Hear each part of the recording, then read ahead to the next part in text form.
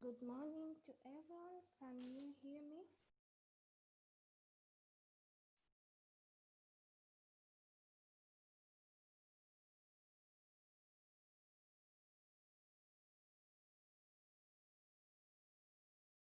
Hello?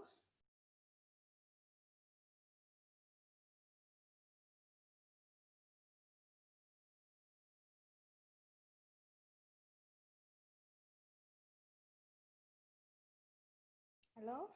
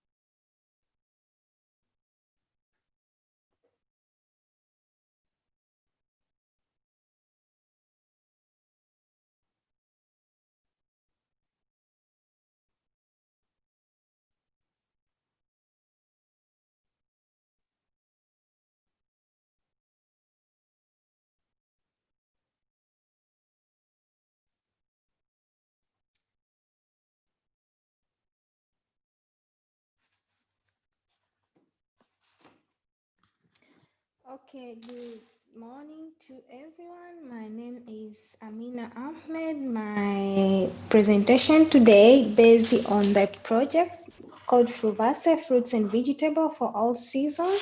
And this project is under University of Göttingen in collaboration with other universities in East Africa and another university, Erfurt University in Göttingen.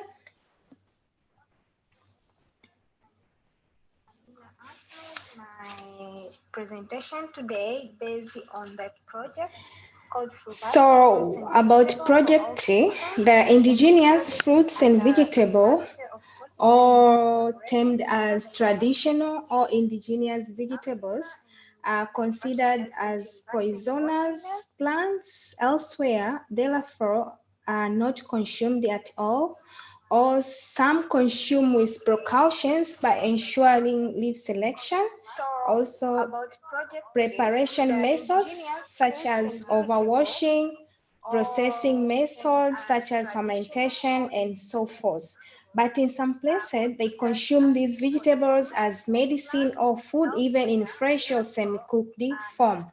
So on the other hand, what we termed as poisonous plants compounds are considered as phytochemicals elsewhere that play important roles in human health. So currently there is a number of ongoing projects, research on nutritional potential of this vegetable to combat malnutrition. However, food safety is something that we can't compromise, but there is a Latin say, sola dosis facit venom, only the dose makes the poison. As we are looking forward to come up with processed form of these vegetables in our project, therefore, we conducted a study to analyze antioxidant activity, ascorbic acid, and nitrate content of these fresh African leaf vegetables.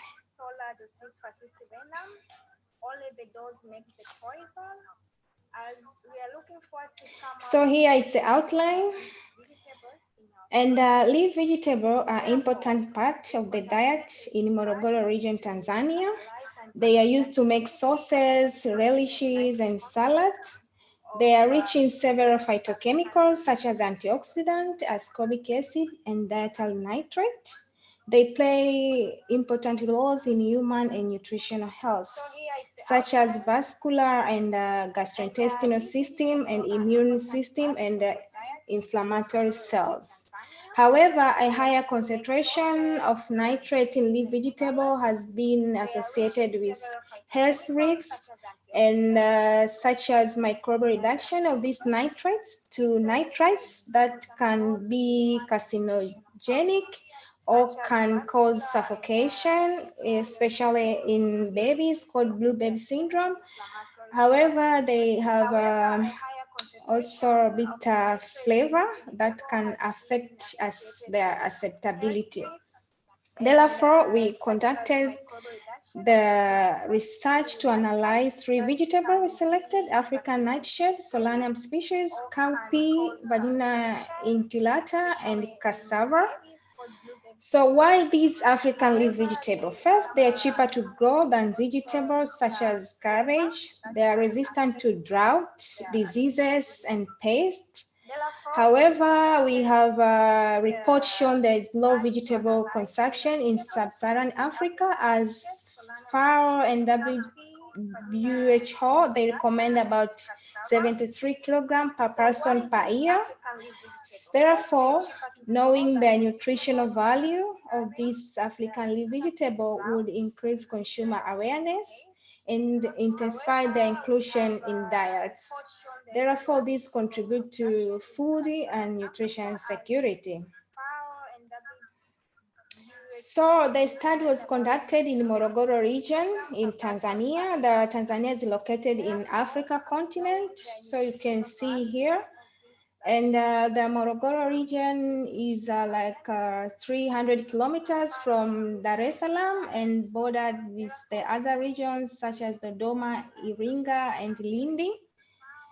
And this is in eastern part of Tanzania. It is about 70 kilometers square. The average temperature is there.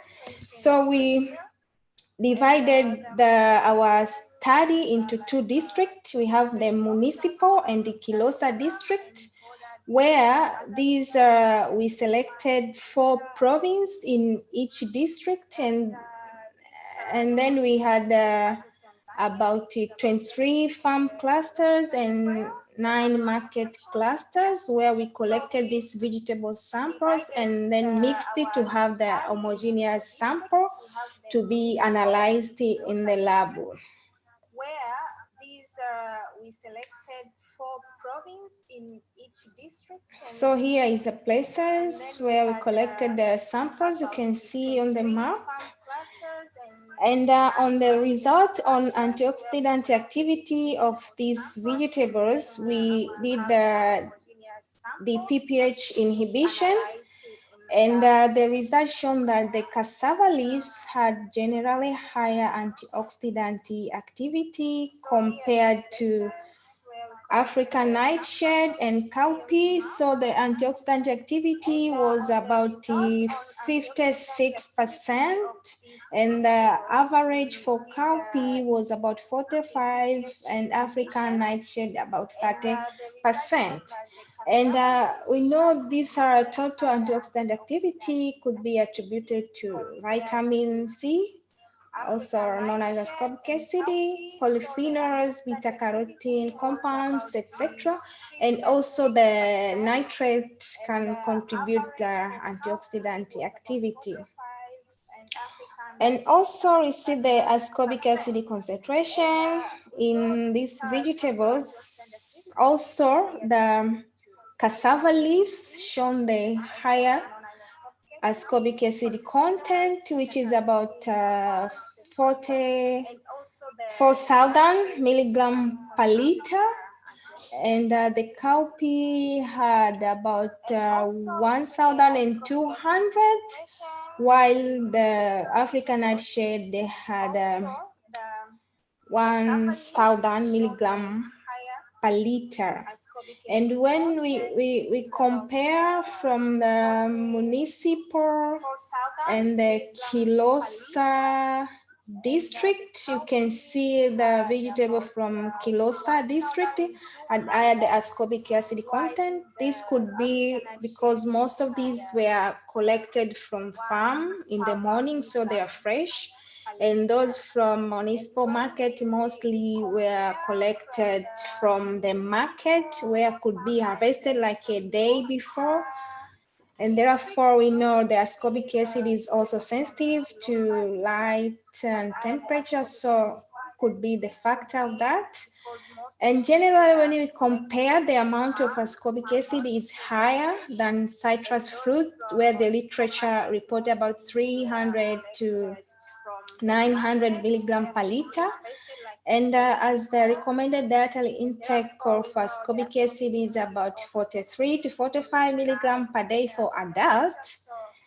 And then we think maybe these vegetables, even if they'll be processed, we expect the higher nutrient retention of this vitamin and can also contribute to nutritious diet. However, the proper and appropriate handling and processing to reduce the loss is recommended. And when Sorry, dear Amina, we yes, can hear a double sound. So could it be that you have a recording on? Because it's a little bit hard to follow. I'm sorry to interrupt you that abruptly.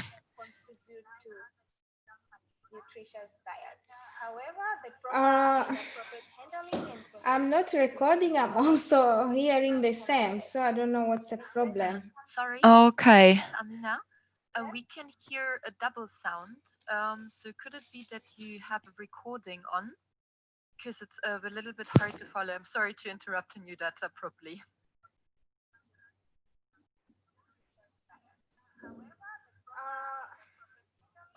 I'm not recording, I'm also hearing the same, so I don't know what's the problem. Okay. Amina, we can hear a double sound. So could it be that you have a recording on? Because it's a little bit hard to follow. I'm sorry to interrupt you that abruptly.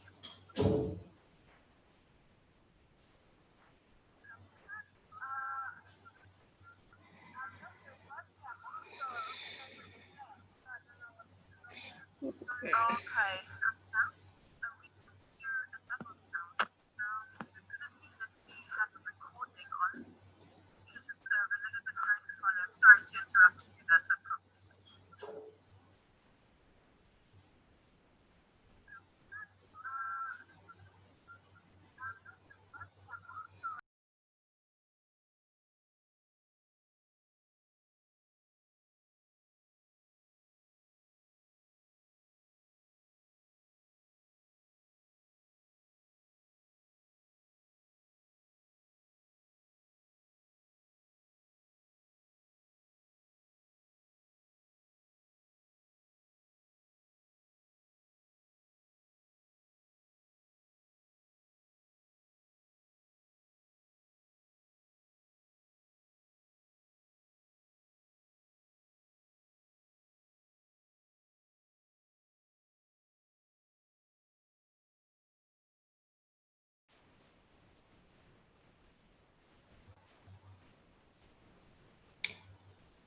Hello? Can you hear?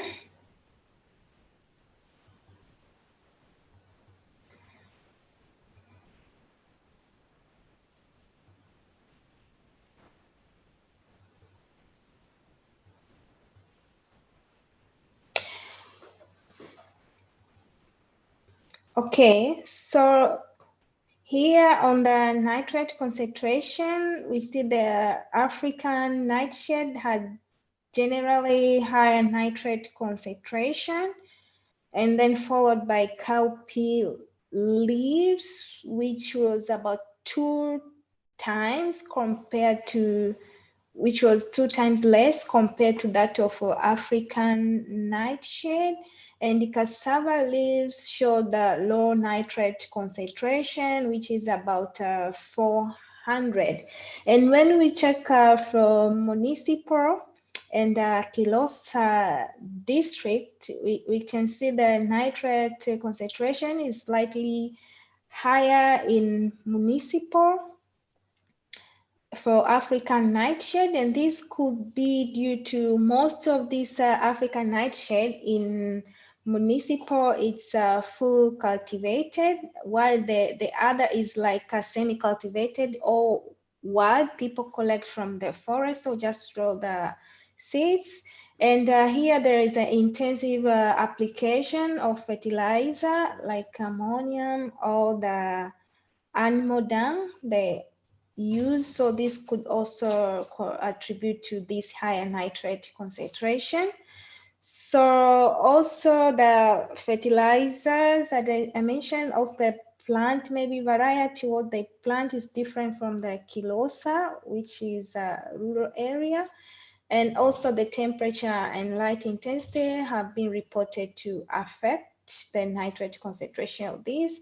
However, when you compare to fresh spinach and the collard greens, the nitrate concentration is higher, which is about 7,400.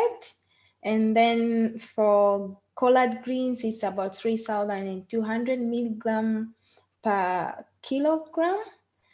And FAO and WHO jointly recommended about 3.7 milligram per body weight per day. And so when we check these vegetables, you can see that the amount of nitrate is lower than the mostly consumed vegetable. However, the questions of other poisonous compounds such as alkaloids have been reported to be low. The study by Mwai show it is lower compared to other vegetables. Therefore, some processing, example fermentation and sun drying reported to reduce this nitrate content up to 72%.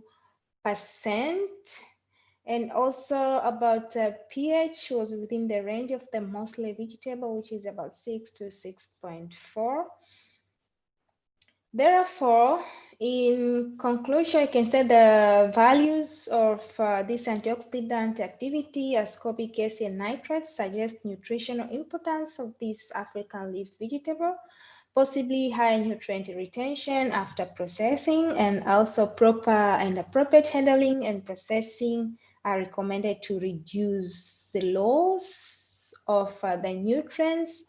However, their toxicity should be studied as the issue of safety can't be ignored. To establish the recommended dietary intake upper limit for recent fresh intake has to be studied and established accordingly. Also, development and optimizations of recipes for their inclusion in the diet as fresh, semi-cooked, or full cooked, and therefore this will contribute to improve the food security and safety in sub-Saharan Africa.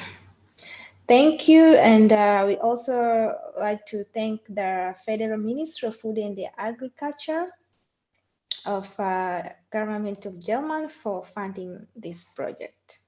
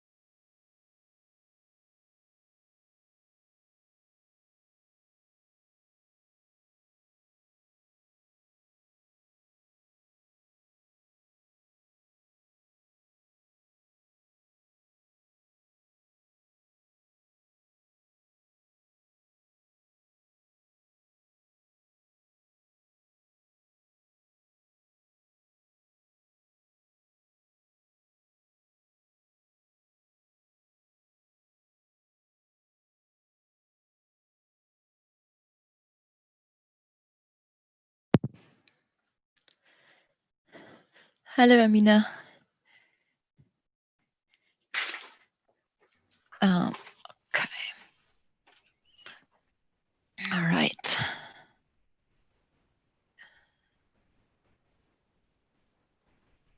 Hello? Yes, hi. Hi. How are you? I'm good. That's good. It seems there are no questions, so I would then start presenting my Okay. presentation, Okay. if that's fine with you. Yeah. Okay, great.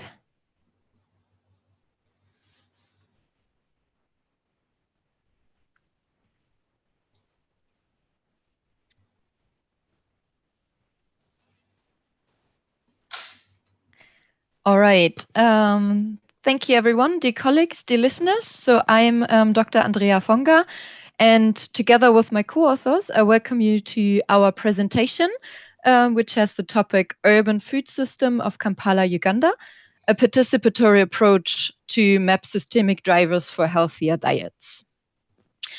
I will go with you briefly through a little background, and then I will explain to you in much more detail the project Neuricity and the different participatory approaches we are using in this project. And then with it, I will present you some preliminary findings and the next steps we want to do in the project. Jumping right into the background of the project. So, as Africa is urbanizing, its poverty and malnutrition hotspots are moving more and more to rural communities. And with it, we see a rising dietary aspiration in the African urban population, which is often leading to an increased consumption of unhealthy and processed foods, but still hunger remains a big issue in those areas. So African cities are facing the problem of overweight and obesity, undernourishment and micronutrient deficiency at the same time. So those cities are faced with the so-called triple burden to the population and economy. The question how to reverse the causes of malnutrition, who needs to be involved, and who is or who are or like who is and why are they affected remains unclear. And those questions we seek to answer within the project I want to present you right now. The project is called Neuricity, which stands for Partnerships for Healthy Diets and Nutrition in Urban African Food Systems, Evidence and Strategy. And the main objective is to initiate and implement partnership agreements between stakeholders of the urban food system on healthier food choices to improve food and nutrition security. So, how does the project want to do that? So, first of all, we want to identify the particular challenges within the food system, then to identify effective interventions with the stakeholders on the ground and to determine their effects, and then afterwards to establish partnerships to ensure benefits of the intervention after the project left or like is ending. The project is part of League Agri, which is a joint Europe-African research and innovation initiative related to food and nutrition security, and has like 3 geographical focal areas or cities, which are in Ghana, South Africa, and Uganda. And today, I want to present you about the Uganda Kampala case, which is executed by Wageningen Economic Research, the Alliance Biodiversity International, and SIAD, where I am placed, and BUP Innovation Center. And we are funded by the Leap Agri initiative and the Dutch Ministry of Agriculture, Nature, and Food Quality. Before I come to the participatory approaches, I want to briefly tell you how we selected the area. Executed by Wageningen Economic Research, the Alliance Biodiversity International, and SIAD, where I am.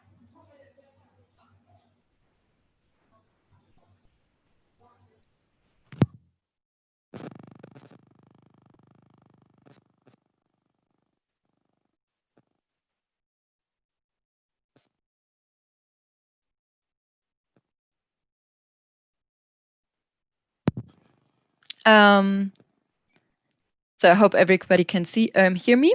So yeah, coming to the study site selection, we choose one parish in the Kampala municipalities. The selection was done through a tense desk review, applying selected criterias, and at the end we came up with three parishes. And together with a colleague, we've done a transect walk to get more familiar with the area and with the parishes. And at the end, we choose Kanyanya Parish, which is located in Kawempe Division in Kampala. It's a very densely populated, low and middle income area with little urban agriculture activities.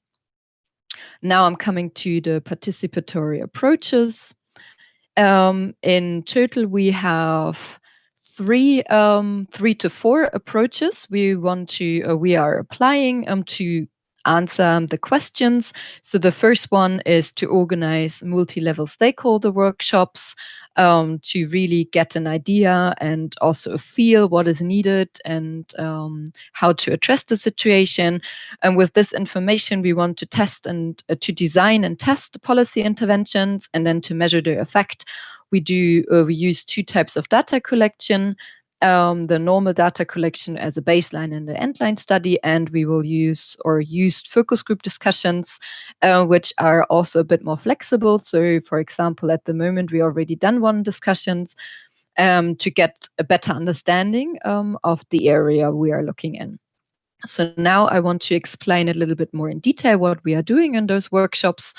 And so they will be on policy and parish level. And for example, the first one was on the collection on information on the urban food system challenges and to map the common food outlets to really get a better understanding in it. So the first one was in October 2019, and the first day we invited village leaders, farmers, shop owners from Kenya. So this one was on parish level to really identify challenges within the food system and to do the city region food system exercise to do a food flow mapping. On the second day, which was more on a higher stakeholder level, where we had a Ministry of Health, Ministry of Agriculture, but also other research institute and civil society present. We wanted to introduce the project Neurocity to also understand a little bit more about the situation in Kampala town and to kind of start using this workshop as a kickoff workshop.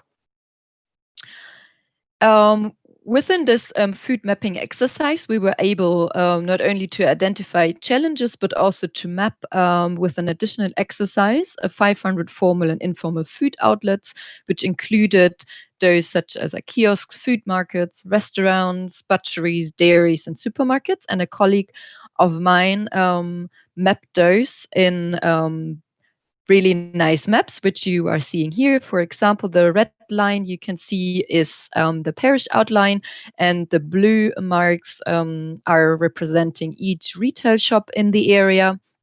And this we can do for several different retail outlets. And for example, on this picture, you see within the light red and the dark red box, supermarkets and markets. As you can see, supermarkets are still quite rare in the region or in this particular area, and even traditional and local markets are hardly found. So we only have two markets in this area. The second workshop we were already able to hold was in February 2020, which we had on policy level, and we've done an update on the activity. We explained the food mapping exercise and showed this to the stakeholders, and we started the discussion about suitable interventions. So how did we do that? We separated our participants into smaller subgroups to really have a lively discussion about ideas, how to improve the food system, how to improve awareness.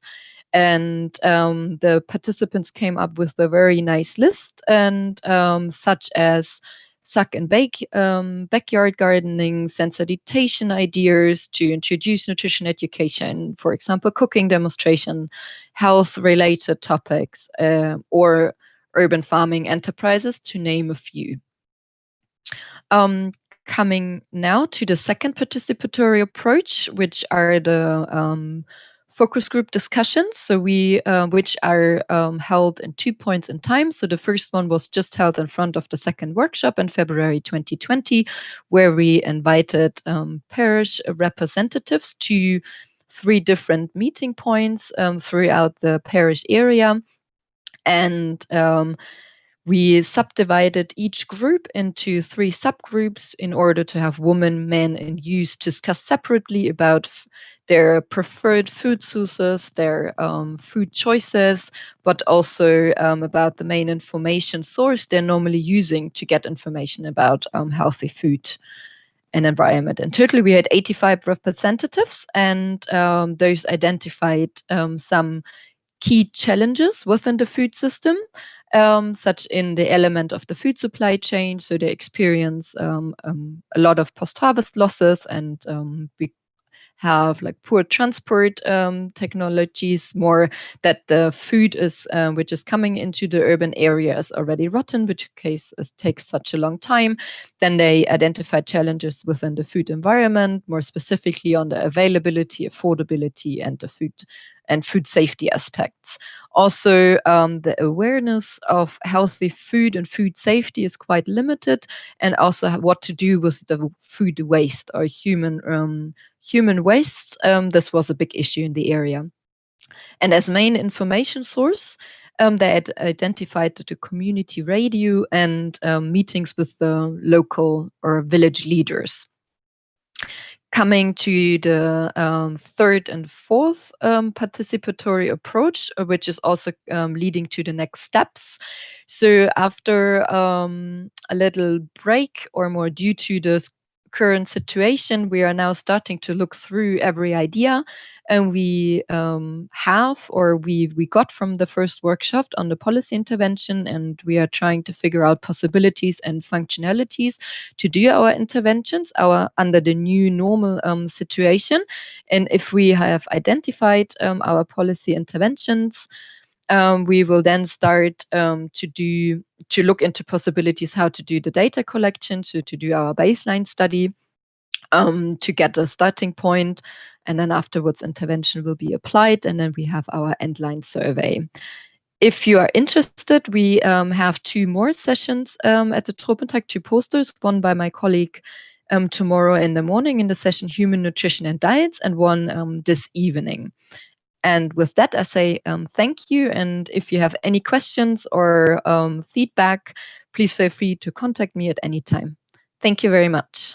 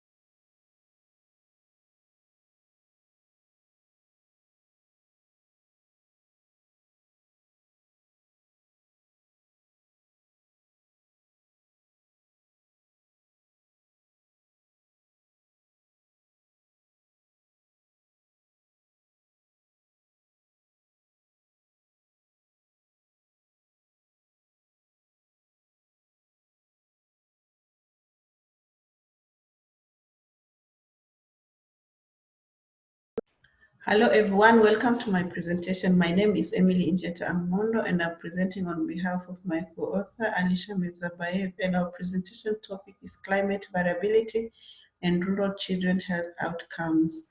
I'll All take right. you through introduction to methodology, results, and conclusion.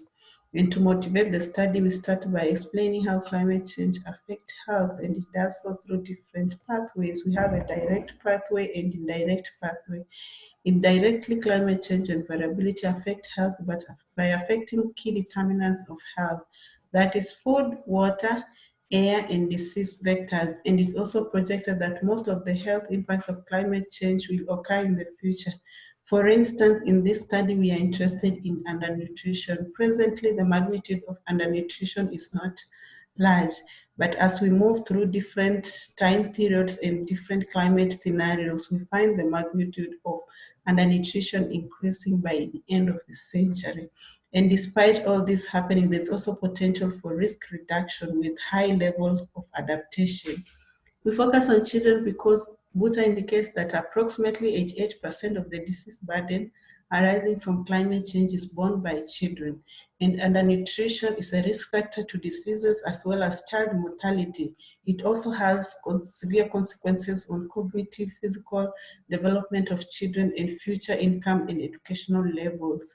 UNICEF estimates that approximately 160 million and 500 million children who are residing in areas with high drought and flood events. And with this, it can reverse the gains that have been achieved globally in stunting reduction with continued increases in climate negative events.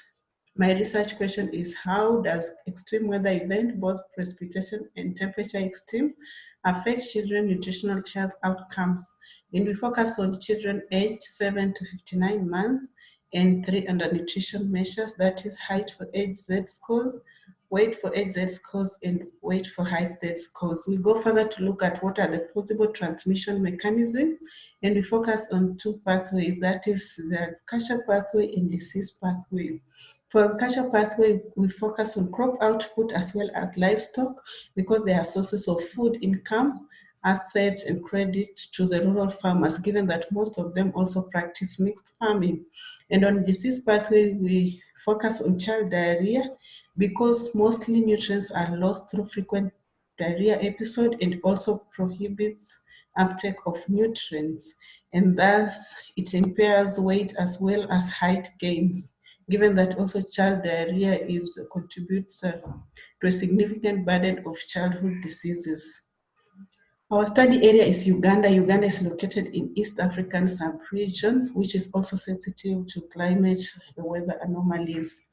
Over a 30-year time period, annual rainfall and annual mean temperature in Uganda has not been quite stable, with high variability starting from 2000, where high temperature was recorded from 2002 to 2000 and 2009, while high rainfall was in 2013. This graph shows temperature and rainfall from 1986 to 2016. Data sources, we use different secondary data sources, our socioeconomic and health information and agriculture. Information comes from Uganda National Panel Survey, which is part of World Bank Living Standard Measurement Studies. We use 4 waves running from 2009 to 2014. The advantage with this data set is national representative and household locations were geo-referenced. And this enables us to match each household with the rainfall specific and temperature specific data. And rainfall data, we get it from climate hazard group infrared precipitation with station data, while temperature is moderate resolution imaging spectroradiometer. The advantage with the rainfall product, it is long-term, running from 1981 to near present, and also it has high spatial resolution and combination of in situ rainfall station data as well as satellite data. Temperature data also has high spatial resolution and global, and temperature data can be derived from 2000. We use the different monthly rainfall and temperature data to construct our different climate objective variables, and in particular we use statistical Z-scores to construct seasonal rain and temperature variability measures, variability from the long-term mean. Thus, we also use a FuseNet seasonal calendar to define the different months in each season. And we come up with 2 major climate variables, that is heatwave counts and rainfall categorical variables, where heatwave count is on temperature and rainfall is on rainfall. And since we are using different undernutrition measures, which are long-term, that is height for HZ scores and weight for HZ scores, we also have different time periods. For instance, we use first lag, fifth lag, and cumulative 5-year count for has and was, and previous season variables for a short undernutrition measure, which is weight for HZ scores. We are triangulate the results from objective weather variables with subjective ones, that is drought, dummy, and floods from survey data. We come up with temperature maps from the objective climate variables and find that northeastern Uganda and southwestern Uganda is where the frequency of heat wave was high. And we also explore the different categories of rainfall vis-a-vis the height for HZ scores, and we find in areas where the rainfall was moderate dry or extreme dry, that is when the mean height for HZ scores was less as compared to those that experienced moderate wet and extreme wet and normal rain. For temperature, we also found out that the years when temperature was, the first lag of temperature was highest, that is when the stunting was highest. For empirical strategies, we use panel fixed effect, and we control for different child characteristics as well as household characteristics. And our main coefficient of interest is on weather climate variables, that is beta 1. For results, we report results for all children, regression, and children in at least three waves. And we find that first lag of heat wave months, extreme dry spell, and extreme wet spell had a negative effect on height for AZ scores. That means that children residing in households that experience these extreme weather events had poorer height for HZ scores. We see the same effect on weight for height Z scores, though the measures were previous season and not previous year variables. We control for other characteristics such as asset, diarrhea, fever, and other child and household and coping strategies. We also do regression of heat and drought events over 5 years on child health, and we found that heat wave and extreme dry spell of the fifth lag had negative effect on height for HZ scores as well as weight for HZ scores. The extreme dry spell on the other side did not have a significant effect on children health measures. Coping strategies, ex-ante ones such as use of saving, had a positive effect on the nutrition measures, while change of diet had negative and significant effect on the undernutrition measures. For the self-reported drought shock, we found out that children in households which experienced drought had poorer nutrition measures. For instance, they had lower HAS scores, lower weight for HZ scores, and lower weight for height Z scores. And for the different coping strategies, we see consistently use of saving was positively related with positive nutritional measures. For transmission mechanism, we start by crop output, and we find that the region in Uganda where the number of heat wave months was highest, that is where the crop output was less. And for the different regression, we found out that the subjective drought shock, extreme dry spell, the rainfall coefficient variation, which is a measure of climate risk, heat wave counts, had negative effect on total crop output. And when we interacted improved seed with heat wave, we found out that the negative effect of heat wave was smoothened. We also control for the different adaptation strategies. For livestock ownership, it's only extreme wet spell and rainfall coefficient variation, which was significant, though the effect of extreme wet spell was also had a different sign. But flood shock, heat wave, flood did not have a significant effect. And this results as consistent with later who find out that in Tanzania, temperature shocks did not have a significant effect on tropical livestock units. On our last mechanism, that is disease pathway child diarrhea, after controlling for water sanitation and hygiene, we found out that Rainfall and temperature had a positive effect on the probability of diarrhea, same as annual average temperature, heat wave, and extreme dry spell. And this could be because most of the disease-causing pathogens for diarrhea are sensitive to temperatures. And also during periods of water shortages, water quality and quantity is compromised, thus compromising water sanitation and hygiene condition. In conclusion, we conclude that crop output and child diarrhea were the major channels.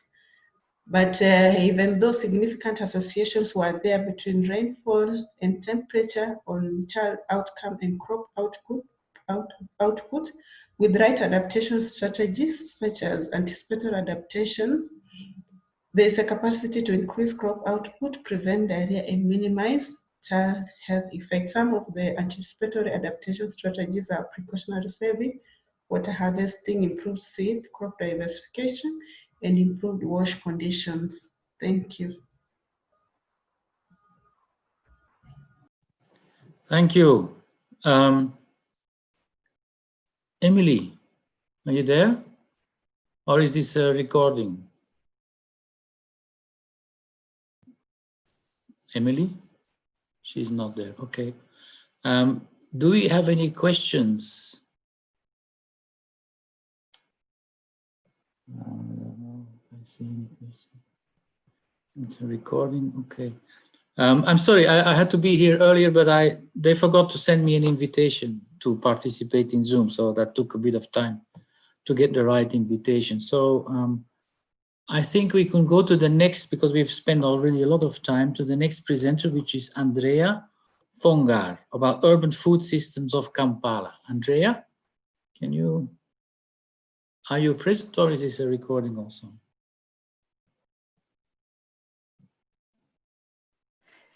No, hi. Oh, my Yes? video does not work, right? Or can you see me? No, I can't see you. Ah, hang on. Now it should work. I'm not sure. Doesn't matter. I'm not sure. I presented already. Okay, good. Yeah, I just came in because I was much. Yes. Okay, well, that's fine. And did Amina Ahmed also present already? Mm-hmm. Yes, she did. Okay. So all the presentations have been done. All right. Yes. Oh, now I see you. Okay. Yes, I think my internet connection was a bit slow. Hi. All right. Okay, so we have time. I don't know if you have access to questions, or if the questions come from some. I have actually no idea. I was wondering the same, because I can only see you, Amina, and someone. Yeah, we are with the host 4, present. so in total. Yeah. I mean, perhaps you've heard the other ones. Perhaps I have a question for the last one, which is very interesting. But all these elements about weather, that's an indicator which is quite large, isn't it? I mean, you talk about a dry spell, but that could also affect that production, losses, stress for infection, because there's not so much water. What I noticed clinically when I was working in Nepal was that when the rain started, we had this washing effect. All the feces that was in the environment would just flow into rivers and increase the concentration of viruses. And that was a peak when we saw a lot of hepatitis, for instance. Did you look at these other associations, Emily? She's not there. No, unfortunately, she's not in. Okay. At least I don't see her here. All right. What I can do is I can see if I can go to this website which they have created, where you can actually look at you could ask questions there.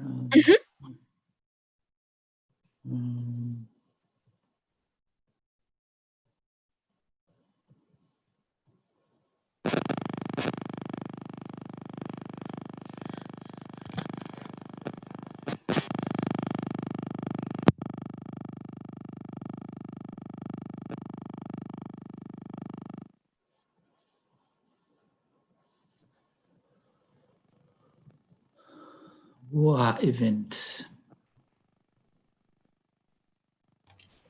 Okay. I see that the question, I think, is for all of us. I think for your presentation, I would like to know what impact of COVID-19 you can observe so far in your study areas, and what measures do your respective projects undertake to fight the crisis? I don't know, it too is directed to, I think, to everyone. Everyone, okay. So Amina, you want to start? Okay, so the issue of COVID-19, it's a worldwide crisis, and the world is affected in one way or another. In the case of food security, we have seen some country, they had lockdown, and then we know like people, they depend on daily basis to earn their income, so the food and nutrition security was compromised. But in our case, for instance, in Tanzania, there was no lockdown. We just implemented the wash, the distance, wearing the mask, and some of the schools were closed, and therefore was less effect on this. However, the business was affected as the borders were closed, so people depend to do business to have the money to buy the food.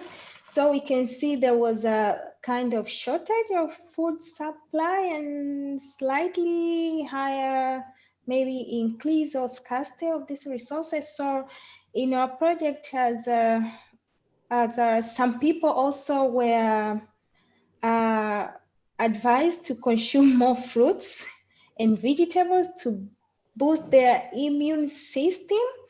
And in case our project focus on use of these fruits and vegetable, which are traditional or some people term as underutilized, and which are either semi-cultivated or cultivated. And these are vegetable and fruits we see the during the season, we have plenty of them, but during the off season, we had less, or we don't have them, and these affect the price of the other vegetables in the market. And when this COVID come, you can see there was the demand of the vegetables was also higher, including the fruits. So as the demand was higher, the price also should. So as in our project, we also stopped, but in the future, as we expect the other calamity, we think if we have this sustainable processing and preservation technology, it means the food will be there, and when the outbreak come, we will be food secure as there be no price fluctuations. So we forecast the outcome of this project in the future will contribute to food security and nutrition security, even if the other outbreak will come. Okay. Andrea, you want to add something to that? Yes, sure, I can. So, in terms of our project, or in that case, the Uganda, and more specifically Kampala. So, we had to stop our activities in the project, or more or less after our workshop in February. We were wanting to start planning the interventions and on the data collection. So, in light of the complete lockdown in April, we stopped every activity, and now starting as the now I think since the end of May, beginning of June, small movements are allowed again, and now it's slowly everything is picking up, and the airport is now opening again. So we will resume work hopefully very soon under the standard like the SOPs given by Ministry of Health. So given the situation in the parish, as Uganda was doing a really strict policy on the lockdown in the first, I think it was around 6 to 8 weeks, where we had a complete lockdown. People were not allowed to work. So I assume the situation was not really, really pleasant, and we had a lot of food insecurity in the area. As I mentioned, like in the area we are working in, there is just little urban agriculture.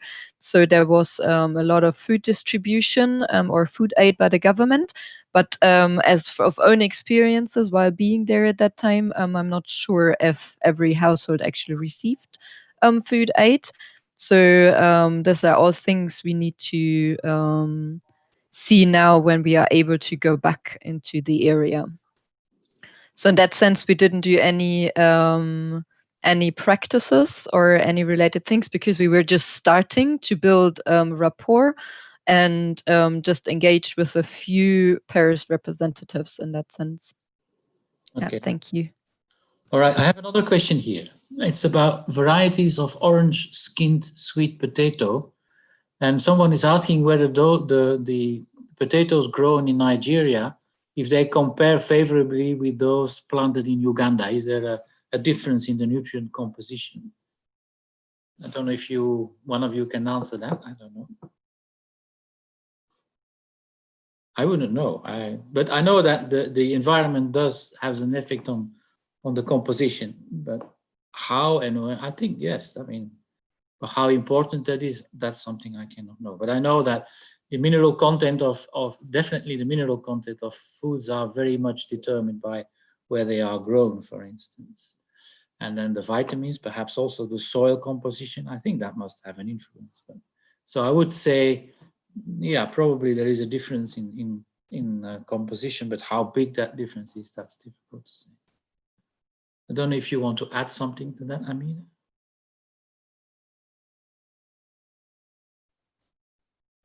Amina, you want to add something to that? Yeah, so from also this orange fresh potato, also grown in Tanzania, and also like some colleagues have done the research on this. I think the difference could be slightly less. So, however, I think it also depends on the agronomic activities of the people. How do they cultivate these? Yes, potato, but from the literature, we see the values are almost similar. It's not so far. Okay. Yeah, but then the problem is, you see, if you look at the composition, food composition tables, often the one you use in a country are actually the ones that are developed somewhere else. So you have the West African food composition table, which is a bit of an we have very little, very specific country-specific information. So that's a bit of a problem when you do food intake studies. You take the West African food composition table, but that's not representative for every individual country necessarily.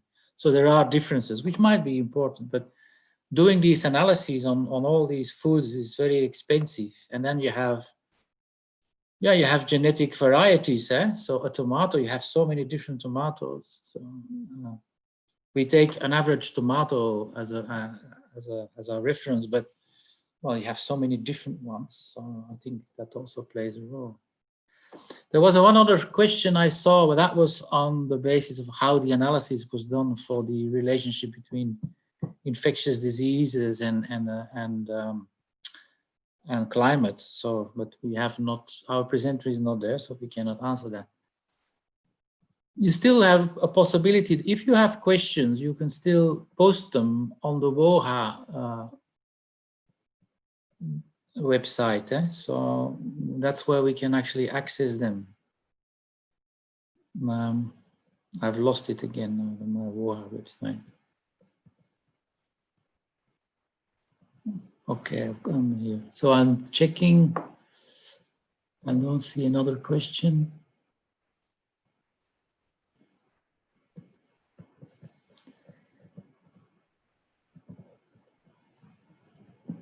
Do you have anything that you would like to add, Andrea or Amina?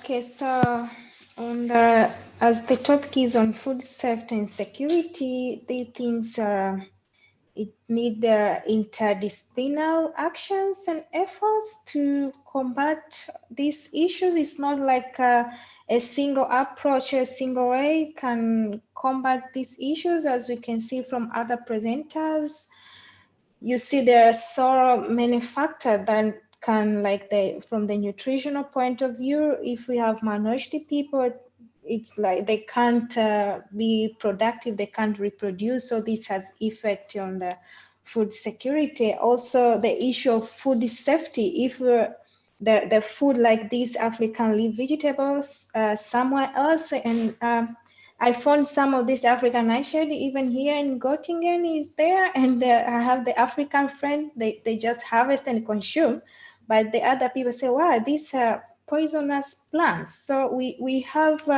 these vegetables that people neglect consume because they have maybe false information or misinformation.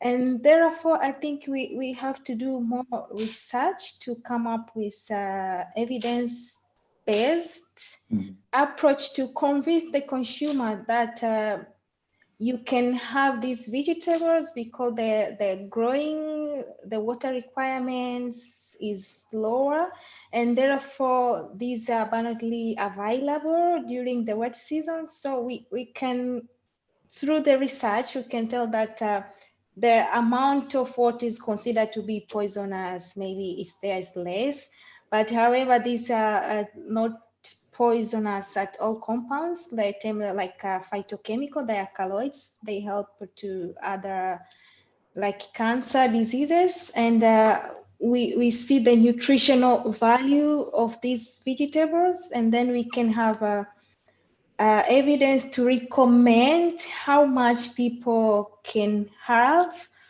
and how this vegetable in return will help to combat the malnutrition, especially in sub-Saharan Africa, where the number is higher compared to other countries. And in that way, if we give the right information to the people, I think we raise awareness about food security and safety. Okay, thank you. Andrea, just a question for you. You've presented something on drivers of healthier diets, and then you relate that to urban food systems. How important do you think these urban food systems are, and what are the key elements we have to retain from these urban food systems? I think they are very important, like all elements. And as we found so far at the beginning of our study, we have issues in nearly every element of the food system, at least in our urban area we are looking at. So we are just looking into one a representative parish in Kampala town.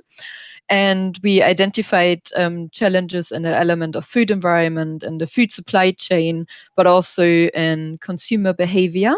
So it's actually a multi-sectoral approach which needs to be done to have a look to improve food and nutrition security, and also to offer a healthier food choice for the urban population. So this is also what we are hoping to achieve through our interventions, which we are starting to plan right now, to kind of address at least one part of those elements. So in terms of food supply chain, I'm not sure that we can tackle that in the interventions. I don't think so. But in terms of food environment and consumer behavior, that's the ideas we have so far to look into, because we found out that the key challenge is a lot of awareness is actually missing. So somehow in the way from the traditional diet we had, because Uganda actually had a quite diverse diet in earlier times. Now in the cities, this knowledge is somehow lost, or more because of price fluctuations, it's not possible to do the diet anymore. So nowadays they are not diverse anymore, and also the awareness is missing. So we are trying to create more awareness, and we are hoping to do that in a form, in a how can I put it, like we want to try to test different information sources to see which ones are actually the most effective ones. So where people can actually also listen to it, then they also can practice it. So that's why we try out different ones, but they are now under the current situation, we need to see how we can do that, because we had cooking classes and everything in mind, but to create more awareness, but this is like at these circumstances not feasible anymore. So yeah, we need to figure out a new system. So ICTs will play probably a role, or are an idea, or also push messages, as we found out. Radio information is quite common, so that might be also a possible idea. But then also there, we were just discussing feedback loops are missing, which are very important to ask questions, to really relate to something, and also to see where this information is coming through. So who is receiving the information? So yeah, they're all the things we need to think about now, to see how we can address all the issues we identified. Yeah. Okay. Okay. So you're still very much in progress there. Yes.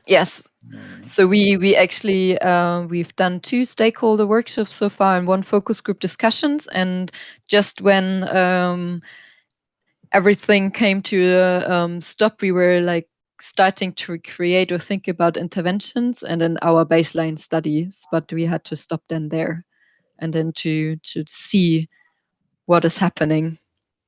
Yeah. Okay. Yeah. Okay. Well, thank you. We had your presentation. Sorry for being late, but I did not have an invitation, so I couldn't. Yeah, sorry for that too. Well, thank you. And there are no more questions, so perhaps I'll see you back later on tonight for the poster session. Okay. Bye-bye. Okay, thank you. Bye-bye. Thank you. Bye.